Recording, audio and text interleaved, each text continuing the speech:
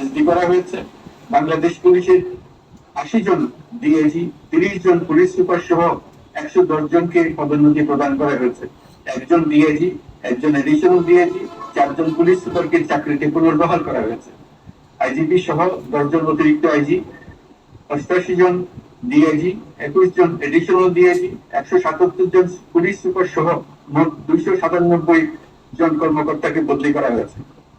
ছাত্র শ্রমিক জনতার বিপ্লবের মূল লক্ষ্য ছিল গণভবন, এটা ছিল স্বৈরাচারের কেন্দ্রবিন্দু। এই সরকার বিপ্লবের প্রতি সম্মান দেখিয়ে গণভবনকে বিপ্লবের জাদুঘর হিসেবে ঘোষণা দিয়েছে। ছাত্র জনতার ক্ষোভকে স্থায়ীভাবে তুলে ধরার জন্য গণভবনের আর কোনো সংস্কার করা হবে না। ছাত্র জনতার ক্ষোভের মুখে তার যে অবস্থায় দাঁড়িয়েছিল সেই অবস্থায় তাকে রাখা হবে। যেসব মূল্যবান সামগ্রী জনতা নিয়ে গিয়েছিল সেগুলো অনেক ফেরত দিয়ে গেছেন। যারা নিয়ে গিয়েছেন তারা নিজেরাই ফেরত দিয়ে গেছেন। তাদের আমরা দেশবাসীর পক্ষ থেকে ধন্যবাদ জানাচ্ছি। আরো কিছু জিনিস পাওয়া যায়নি, যারা নিয়ে গেছেন তাদের কাছে আমাদের অনুরোধ থাকবে তারা যেন এইসব সামগ্রী ফেরত দিয়ে যান। আমরা উল্লেখ করবো এইসব বিক্ষুব্ধ জনতা নিয়ে গিয়েছিল, কিন্তু বিজয়ের পর তারা আবার জাদুঘরের প্রতি সম্মান দেখিয়ে এগুলো ফেরত দিয়ে গিয়েছে।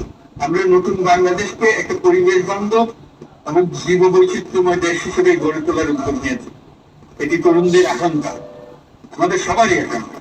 সেই লক্ষ্যে আমি প্রথমেই একটি ক্ষুদ্র পদক্ষেপ নিয়েছি। আমার বাসভবন এবং সমগ্র সচিবালয়ে প্লাস্টিকের পানির বোতল ব্যবহার নিষিদ্ধ করেছে। ইতিমধ্যে সুপার শপগুলোতে পলিথিনের শপিং ব্যাগ ব্যবহার বন্ধ করার উদ্যোগ নেওয়া হয়েছে। গত কয়েক দশকে যে পরিমাণ নদী দূষণ হয়েছে আমরা তা বন্ধ করার উদ্যোগ নিয়েছি।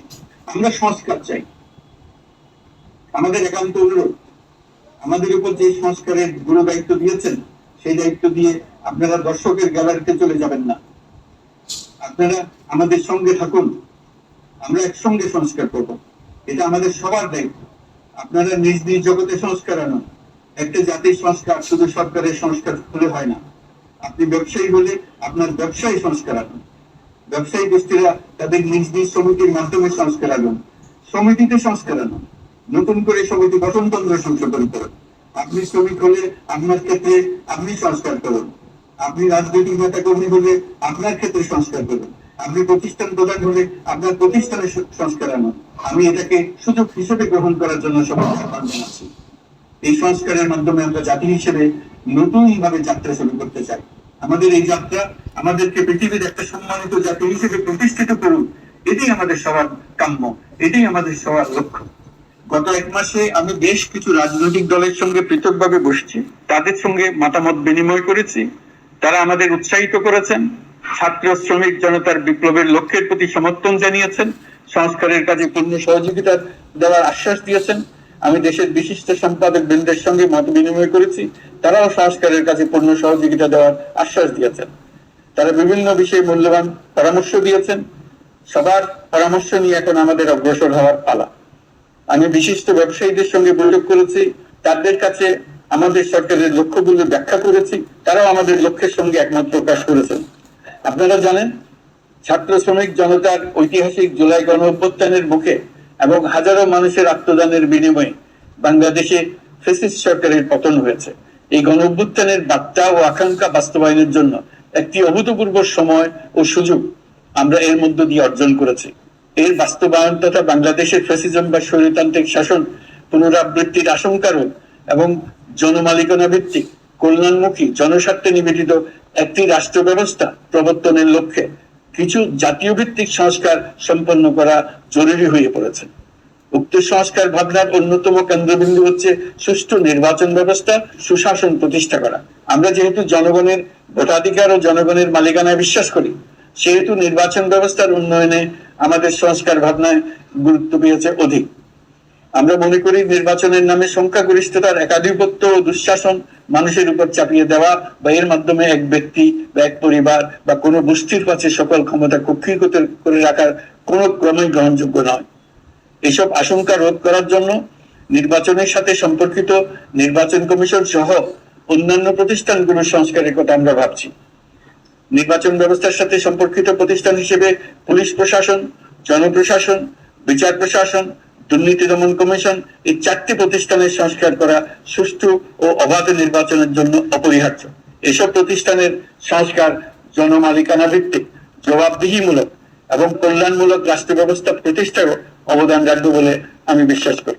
এর পাশাপাশি সমাজের সকল স্তরের মানুষের প্রতিনিধিত্ব ও স্বার্থ নিশ্চিত করার জন্য এবং জুলাই গণঅভ্যুত্থানের বার্তাকে প্রতিফলিত করার জন্য সাংবিধানিক সংস্কারের প্রয়োজন আমরা অনুভব করছি। এসব বিষয়ে সংস্কার করার প্রাথমিক পদক্ষেপ হিসেবে আমরা প্রাথমিকভাবে 6টি কমিশন গঠন করার সিদ্ধান্ত নিয়েছি। এসব কমিশনের কাজ পরিচালনার জন্য বিষয়ভিত্তিক অভিজ্ঞতা বিবেচনা করে 6 জন বিশিষ্ট নাগরিকের নেতৃত্বে এই কমিশনগুলো পরিচালনা করার দায়িত্ব দিয়েছি। এরপর আরো বিভিন্ন বিষয়ে কমিশন গঠন করার প্রক্রিয়া আমরা অব্যাহত রাখব। নির্বাচন ব্যবস্থা সংস্কার কমিশনের প্রধান হিসেবে দায়িত্ব পালন করবেন ডক্টর বদিউল আলম মজুমদার। পুলিশ প্রশাসন সংস্কার কমিশনের প্রধান হিসেবে কাজ করবেন জনাব সরফরাজ চৌধুরী। বিচার বিভাগ সংস্কার কমিশনের প্রধান হিসেবে দায়িত্ব পালন করবেন বিচারপতি শাহ আবু নাঈম মুমিনুর রহমান। দুর্নীতি দমন সংস্কার কমিশনের প্রধান হিসেবে দায়িত্ব পালন করবেন ডক্টর ইফতেখারুজ্জামান। জনপ্রশাসন সংস্কার কমিশনের প্রধান হিসেবে দায়িত্ব পালন করবেন জনাব আব্দুল মুহিত চৌধুরী। সংবিধান সংস্কার কমিশনের প্রধান হিসেবে দায়িত্ব পালন করবেন ডক্টর শাহদিন মালিক। এসব কমিশনের অন্য সদস্যদের নাম কমিশন প্রধানদের সাথে আলোচনা করে ঠিক করা হবে। কমিশনগুলোর আলোচনা ও পরামর্শ সভায় উপদেষ্টা পরিষদের সদস্য, ছাত্র, শ্রমিক জনতা আন্দোলনের প্রতিনিধি, নাগরিক সমাজ ও রাজনৈতিক দলের প্রতিনিধিরা উপস্থিত থাকবেন। পূর্ণাঙ্গভাবে গঠিত হওয়ার পর কমিশন আনুষ্ঠানিকভাবে তাদের কাজ আগামী 1 অক্টোবর থেকে শুরু করতে পারবে বলে আমি আশা করছি এবং এটি পরবর্তী 3 মাসের মধ্যে সম্পন্ন হবে বলে আমরা ধারণা করছি। কমিশনের রিপোর্টের ভিত্তিতে সরকার পরবর্তী পর্যায়ে প্রধান রাজনৈতিক দলগুলোর সাথে পরামর্শ সভার আয়োজন করবে। চূড়ান্ত পর্যায়ে ছাত্র সমাজ, নাগরিক সমাজ, রাজনৈতিক দলের প্রতিনিধি, সরকারের প্রতিনিধি নিয়ে ব্যাপক ভিত্তিক 3 থেকে 7 দিন ব্যাপী একটি পরামর্শ সভার ভিত্তিতে সংস্কার ভাবনার রূপরেখা চূড়ান্ত করা হবে। এতে এই রূপরেখা কিভাবে বাস্তবায়ন হবে তার একটি ধারণাও দেওয়া হবে। এই আয়োজন জুলাই গণঅভ্যুত্থানের বার্তা বাস্তবায়ন ও রাষ্ট্র পুনর্নির্মাণ তাগিদের ঐক্যবন্ধনে গোটা জাতিকে শক্তিশালী ও আশাবাদী করে তুলবে বলে আমাদের বিশ্বাস। প্রিয় দেশবাসী, আমাদের সামনে অনেক কাজ, সবাই মিলে একই লক্ষ্যে আমরা অগ্রসর হতে চাই। আমাদের মধ্যে, বিশেষ করে আমাদের নতুন প্রজন্মের মধ্যে যে সুপ্ত প্রতিভা লুকিয়ে আছে সেটা যেন বিনা বাধায় রাষ্ট্রের এবং সমাজের সহযোগিতায় প্রকাশ করতে পারে, সেই সুযোগের কাঠামো তৈরি করতে চাই। সকলে মিলে আমাদের পরিবারের প্রতিটি সদস্যকে, সে ঝাড়ুদার হোক, ছাত্র হোক, শিক্ষক হোক, যে কোনো ধর্মের হোক, সবার সমান অধিকার নিশ্চিত করতে চাই। এই হলো আমাদের সংস্কারের মূল লক্ষ্য। আসুন ছাত্র শ্রমিক জনতার এই বিপ্লবের লক্ষ্যকে আমরা দ্রুত বাস্তবায়ন করি। আমাদের প্রথম মাসে আমরা যে গতিতে, যে উদ্যম নিয়ে কাজ এগিয়ে নিয়ে যাওয়ার কথা চিন্তা করেছিলাম সেটা হয়তো করতে পারিনি বাস্তব অবস্থার পরিপ্রেক্ষিতে। দেশের আইন শৃঙ্খলা পরিস্থিতি স্বাভাবিক রাখা গেলে আশা করি আমরা আমাদের গতি অনেক বাড়াতে পারবো। এই জন্য দেশের সকল মানুষের কাছে, শিক্ষক, ছাত্রছাত্রী, কৃষক, শ্রমিক, পেশাজীবী, বড় ব্যবসায়ী, ক্ষুদ্র ব্যবসায়ী, দিনমজুর, গৃহিণী, সকলের সহযোগিতা চেয়েছি। আমাদের কাজ বড় কঠিন, কিন্তু জাতি হিসেবে এবার ব্যর্থ হওয়ার কোনো অবকাশ আমাদের নেই। আমাদেরকে সফল হতেই হবে। এই সাফল্য আপনাদের কারণেই আসবে, আপনার সহযোগিতার কারণে আসবে। আমাদের কাজ হবে আপনার আমার স্বপ্নকে বাস্তবে রূপায়িত করা। এখন আমরা আমাদের 2য় মাস শুরু করছি। আমাদের 2য় মাসে যেন আপনাদের মনে দৃঢ় আস্থা সৃষ্টি করতে পারি সেই চেষ্টা করে যাব। ধৈর্য ধরুন, এই কথাটি আমি মোটেই আপনাদের বলবো না। আমরা সবাই অধৈর্য হয়ে পড়েছি। এত সব কাজ কখন যে শেষ হবে এটা চিন্তা করে আমরা অধৈর্য হব, কেন হব না?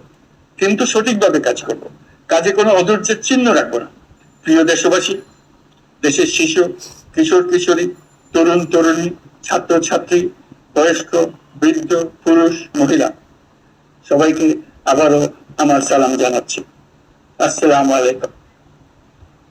আপনাদের সবাইকে ধন্যবাদ জানাচ্ছি।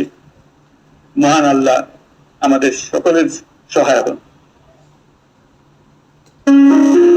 এতক্ষণ শুনছিলেন বাংলাদেশ বেতারের মাধ্যমে জাতির উদ্দেশ্যে